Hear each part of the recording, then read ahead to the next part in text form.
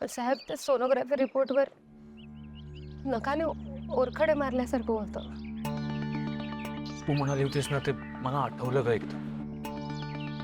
तू पण असंच म्हणाली होतीस ना, की तुला असं वाटतं की कोणीतरी नख मारतंय म्हणून. मागच्या वेळेला डॉक्टरांना पण हेच सांगितलं होतंस तू. साहेब, मला खरंच काही कळत नाहीये. म्हणजे डॉक्टर म्हणतायत खरं की सगळं काही व्यवस्थित आहे, पण मग तो तो रिपोर्ट असा का होता? साहेब, विरोचक आपल्या बाळाला काही इजा करण्याचा प्रयत्न करत नाहीये ना? कारण विरोचकाने बऱ्याचदा माझ्या जवळ येण्याचा प्रयत्न केलाय आणि मी ते फाल्गुनी ताईच्या प्रतिबिंबाच्या आतून ज्यूस सुद्धा प्यायले होते ना.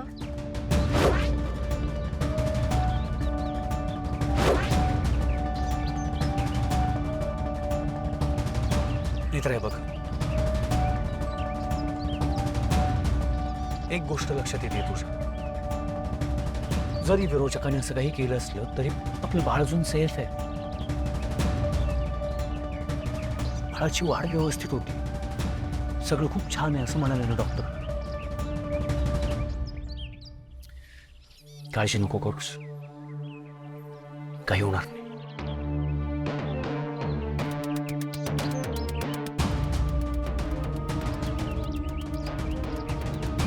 कशी आहेस? बरी आहेस ना? उठ नको, बस बस. ओटूशी आहेस तू?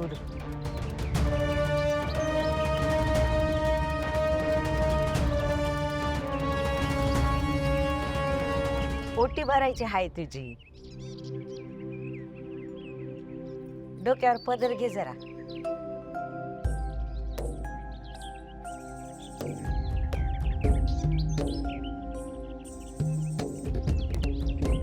बाबा जरा धरा.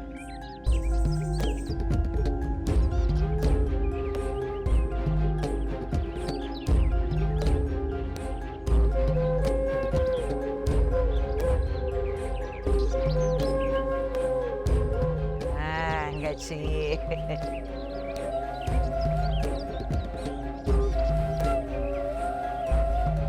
छान. येस.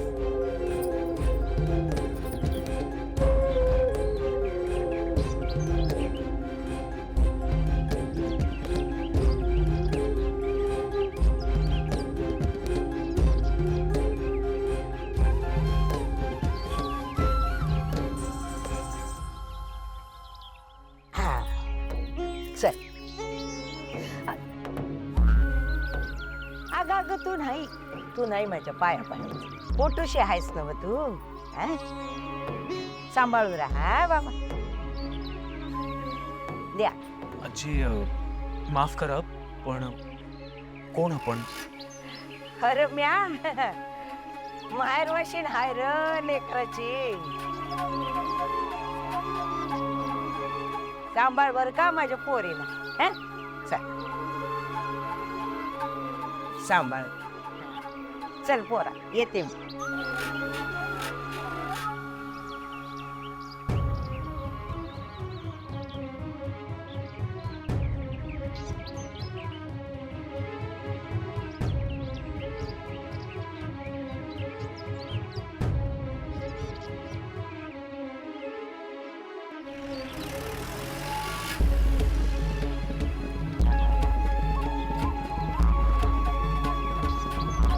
कोण होत्या या?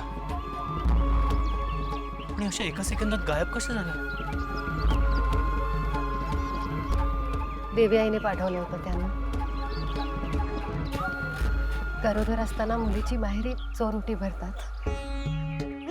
आईला तर शक्य नाही. देवी आईने स्वतः येऊन माझी चोरुटी भरली.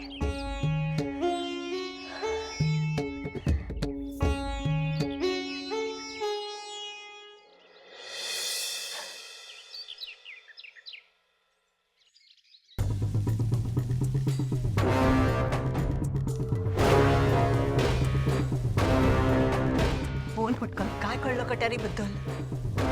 ती कट्यार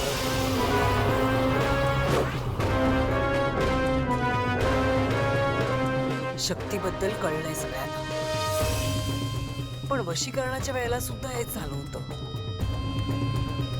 पण तेव्हा सुद्धा बराच काळ माझं कोणीही वाकडं करू शकलं नाही. आता सुद्धा तेच घडतंय. कळलंय सगळ्यांना शक्तीबद्दल. पण यावेळेला काहीच गरज नाहीये घाबरायची. या वेळेला त्रिनयनीच्या सैन्याचा सामना विरोचकाच्या शक्तीशी नाही, महाशक्तीशी आहे.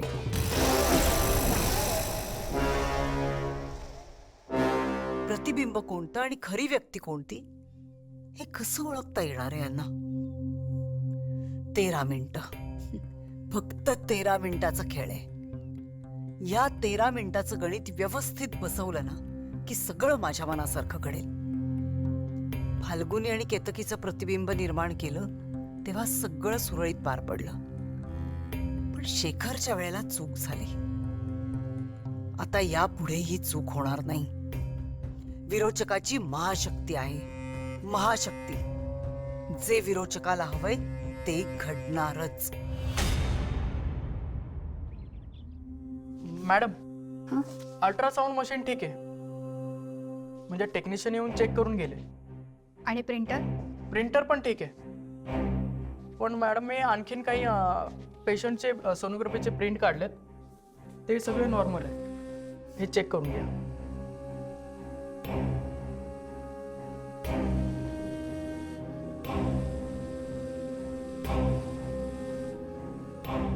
मॅडम, पण ह्या पेशंटचे रिपोर्ट काही वेगळे येत आहेत.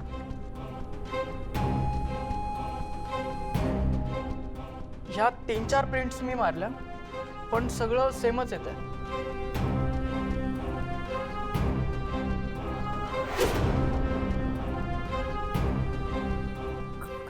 कसं शक्य आहे? मी तर पेशंटला व्यवस्थित चेक केलेलं आणि सोनोग्राफी करताना तर मला मॉनिटरमध्ये असं काहीच दिसलं नाही. म्हणून काही असं नखावर पडल्यासारखं का दिसतं? काहीतरी गडबड वाटते मॅडम.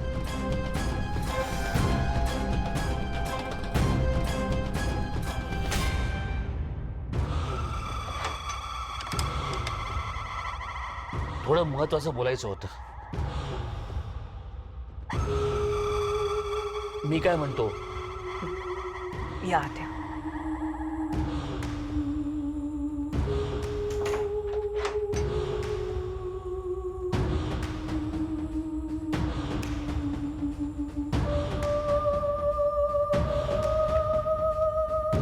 अद्वैतचा फोन आला होता. ते वाटेत आहेत. बर, काय म्हणाले डॉक्टर? अद्वैत मला सांगत होता काहीतरी गडबड आहे.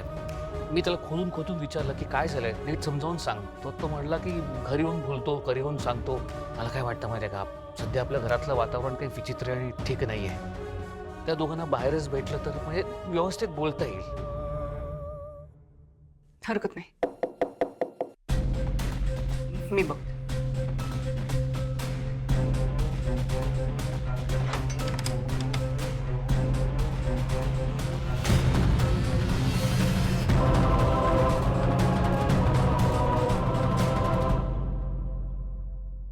काय भिंडोक, कामं नाहीत का काही?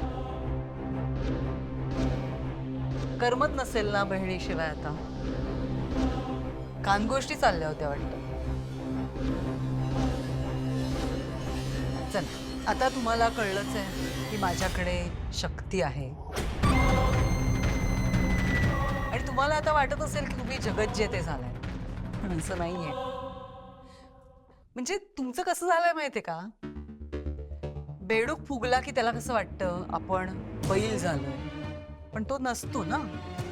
तसं झालंय तुमचं. पण हरकत नाही, तुम्हाला तसं वाटलं तरी मला काहीही प्रॉब्लेम नाही. वाटू दे. इंद्राणी, तू तर ओळखतेस मला. मी मैत्रीण होते तुझी, मग तुझी वहिनी झाले. तू कशी चुकलीस मला ओळखायला? हा, बरं, आता आपली मैत्री होती म्हणून तुला सांगते. यावेळी विरोचकाला शक्ती नाही, महाशक्ती मिळाली. आणि त्या महाशक्तीचा अजून मी वापर केलाच नाहीये. जेव्हा वेळ येईल ना, तेव्हा करेन. त्या महाशक्तीचा वापर करून महाप्रलय आणणार आहे मी. नेत्राचं पोर जन्माला यायला अजून 7 महिने आहेत. भरपूर वेळ आहे माझ्याकडे. नंतर बघू. नेत्राच्या पळाला हार लावला असता तर बघ.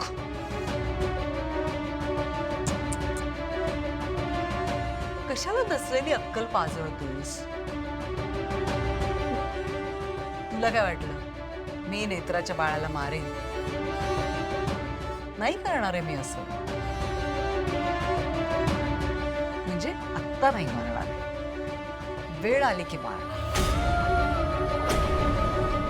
कसं आहे, पिकलेल्या फळाचा तुकडा पाडायला मजा आहे.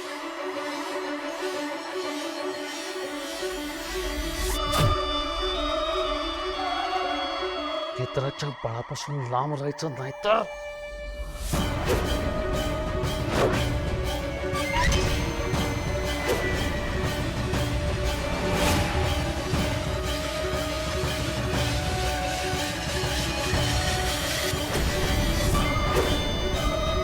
शेखर, लायकीत राहायचं, लायकी नाही विसरायची स्वतःची. आत्ता तुझ्या आई बापाकडे पाठवलंस, पण आत्ता इच्छा नाहीये माझी. पुन्हा असं वागलास ना तर मी काय करेन चांगलं ठाऊक आहे तुला. लायकीत राहा, समजव जरा.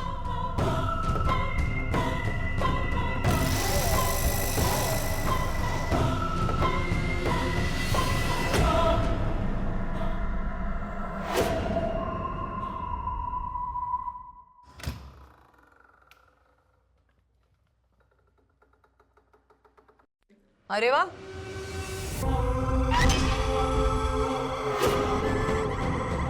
रुटीन चेकअपला गेला होतात वाटतं. रुटीन चेकअप व्हायलाच हवं.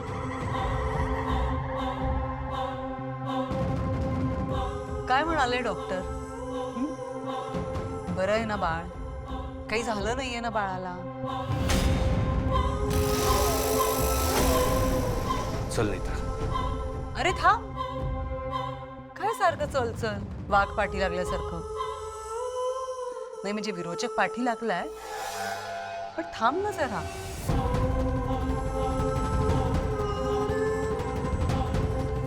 आणि हे काय, हे काय घेऊन आलीस? ओटी भरली वाटतं.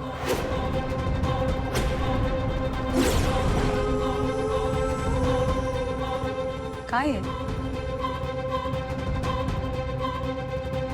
सांग अगं, धीर नाही धरवत आहे मला. काय आहे?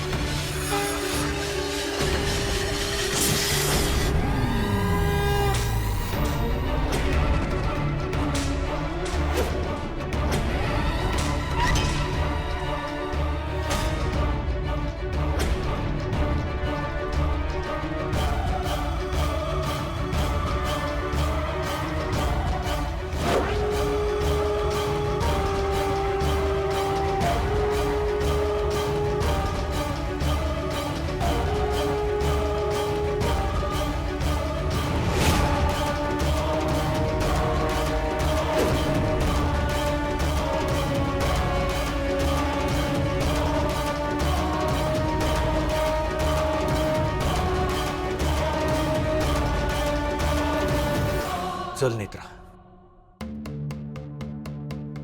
आय थिंक आता लक्षात आलं असेल तिच्या.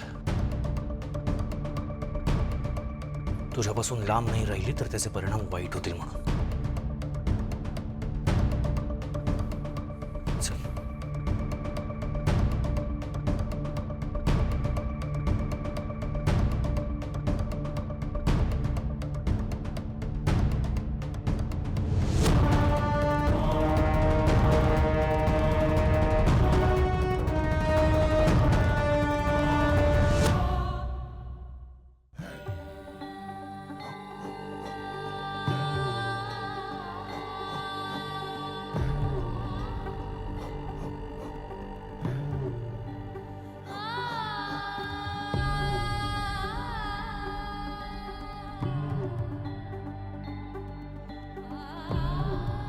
मित्र असं काय असेल ग या ओटीमध्ये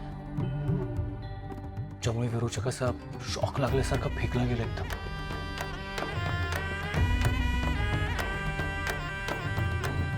साहेब हे सगळं देवी आईनेच घडवलं आणि तुम्हाला आठवतं ना त्या आजी काय म्हणाल्या होत्या?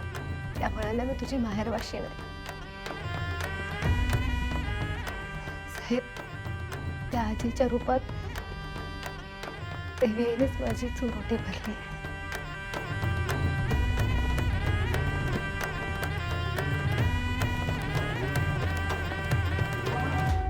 साहेब तुम्ही आत्या आणि बाबांना बोलवता का? मला त्यांना सुद्धा हे दाखवायचं आहे.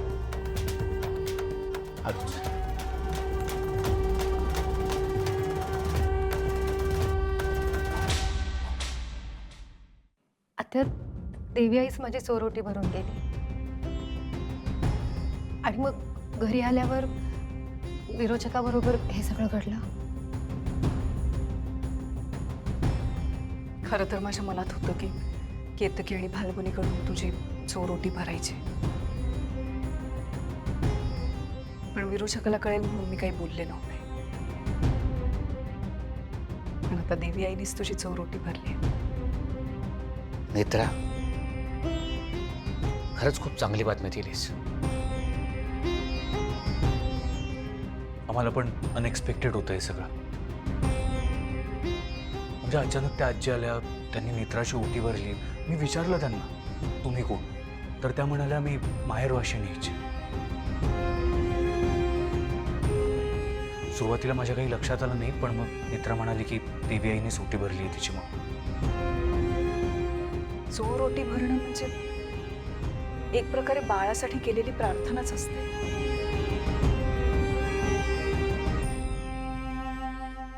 खरं तर चोरोटी माहेरीच भरली जाते आणि चोरोटी भरली ना की होणाऱ्या बाळाची आणि आईची तब्येत नीट राहते. आत्या याचा अर्थ देवी आई आपल्या पाठीशी आहे. पण तरी सुद्धा नेत्रा तब्येतीची काळजी घ्यायची आहे. अद्वैत, डॉक्टर काय म्हणाले? हो बाबा, सगळं व्यवस्थित आहे. बरं नेत्रा, चोरोटी देवी आईने भरली, त्यामुळे या सगळ्या वस्तू दैवी आणि पवित्र आहेत. सगळं नीट सांभाळून ठेव तुझ्याजवळ.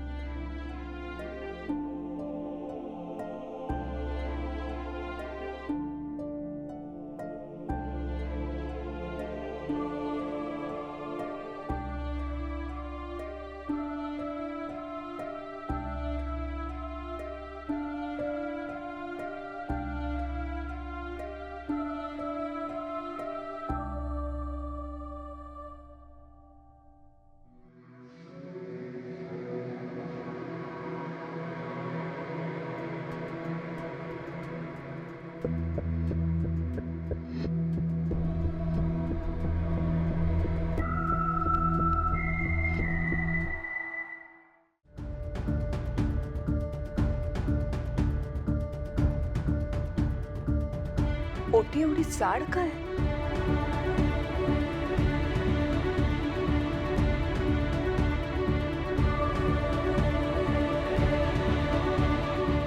माझ्याही लक्षात नाही आलं. उघडून बघ बरं.